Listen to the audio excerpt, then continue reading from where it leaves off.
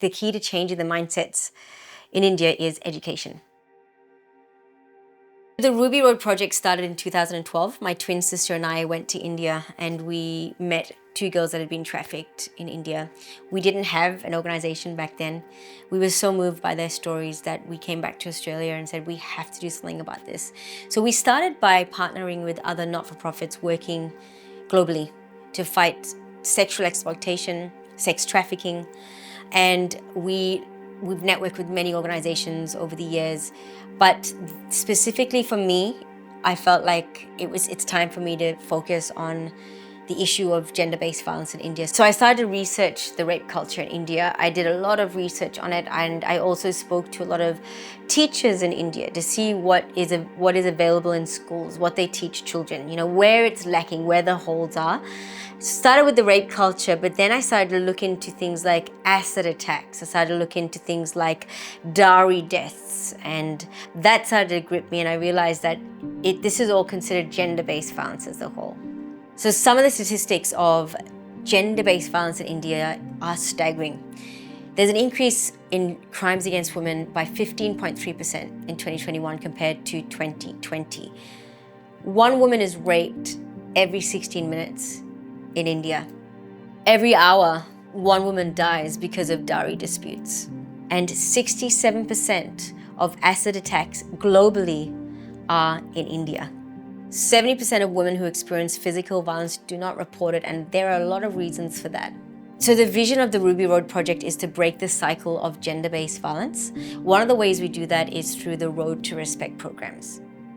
The vision for the Road to Respect programs came from watching a documentary which was about the Nirbhaya rape case. That's the rape case in 2012 in Delhi, in India. And after watching that, I was absolutely gripped. It was just absolutely causing this fire in me to change the mindsets. And while watching the documentary, I got the idea to create curriculums for schools. So I've developed curriculums for schools, 2 curriculums, 5 to 9 and 10 to 14.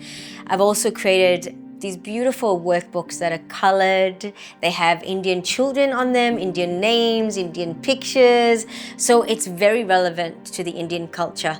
I find that a lot of curriculums available are just Western, and so children can't relate so well to the names or to the phrases. So I've really looked into this, and I trialed it in schools in India, and it was amazing. We saw fantastic results from the program. And I've also published a kid's book called The Fish That Wanted to Fly, and little kids love this book. It's about a fish called Sanjeev from a river in India. These kids get this book for free. So we've also got the emotions game. It's a fun little game that the kids and their family can play.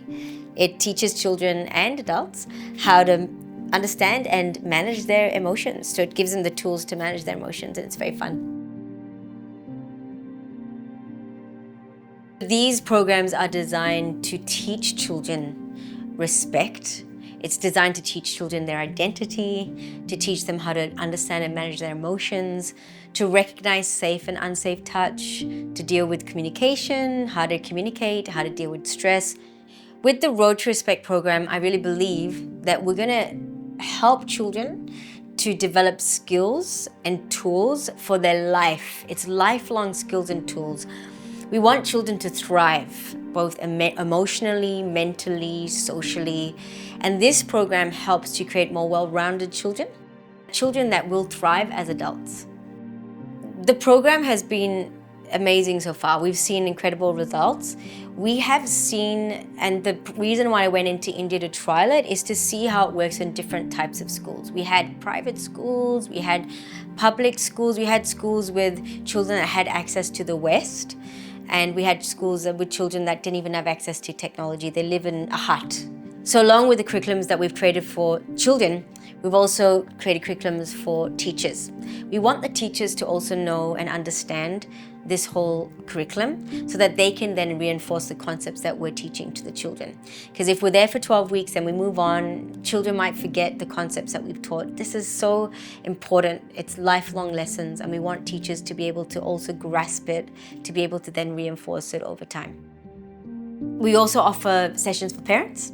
We've had parents very interested to know what we're teaching, very interested to learn things like safe and unsafe touch.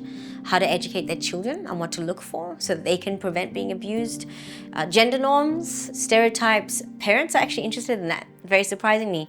And often we tailor-make it for the school. So the school will say, actually, the parents want to know this, so can we do sessions? So we create them on the fly, really. Obviously, every school is different. Each culture is different. India is very diverse. Some of the parents maybe aren't as forward-thinking, and we're ready for that. We're ready to be able to pivot and be able to approach schools differently, depending on the parents, depending on the teachers. The future vision is to employ teaching staff, to have a couple of teachers each state, to also have volunteers. So I'm looking for volunteers who will get on board. We'll have people come from overseas as well. Teams come from overseas. We also want to have a network of psychologists and social workers on board as well. So whether that be people who join the team or people we can refer schools to, because we realize and understand that this is so important. Mental health of a child and emotional health is so integral and important, and this needs to be something that schools in India and people in India understand and realize. I'd love to have teachers that actually understand the language of the state we're working in, because that will help them to relate better to the kids. We can use translators from the school itself, but I find that it would be awesome if we had teachers that understand the local language and understand the community that they're going into. Up until this point, the program has been self-funded, but my vision is for this program to run itself, to become self-sustainable in order to grow, really. So we will eventually charge schools for the program. The cost of the program is about 600 Australian dollars for 12 weeks. That's about 400 American dollars. It costs quite a lot to print the workbooks, the home workbooks, the kids' books, the emotions card game. They're great quality stuff, and it does cost a lot to print that because we give them to the children for free. Not only that, I'm looking to employ teachers. I want the teachers to be great. I don't want people to just give their time for free. I want people to actually be paid for their time, to honor them for their time. So I want to have the funds to do that. The program needs to be marketed, and it's not just the program, but the products as well. And it's hard to get that out there without the funding because it costs a lot to market well. It's preventative work, and it's not often the most seen as glamorous or exciting enough to fund. So we really are looking to get some grants for this, and that's something. So if you are watching and you know someone that might be able to provide grants for our work, let me know. I really believe in this vision, so much so that I've quit my job in Australia and I'm moving to India long term. I don't have employment in India. I do have living expenses, I have transport expenses. All that's currently coming out of my savings and out of my pocket. As hard as it is to ask for funds, the reality is that, it would be awesome for me to have funding to be able to feed myself and to live in India. So if you'd like to get involved, if you'd like to contribute to this incredible cause, you can visit rubyroadproject.com, or you can also find us on our socials at the Ruby Road Project.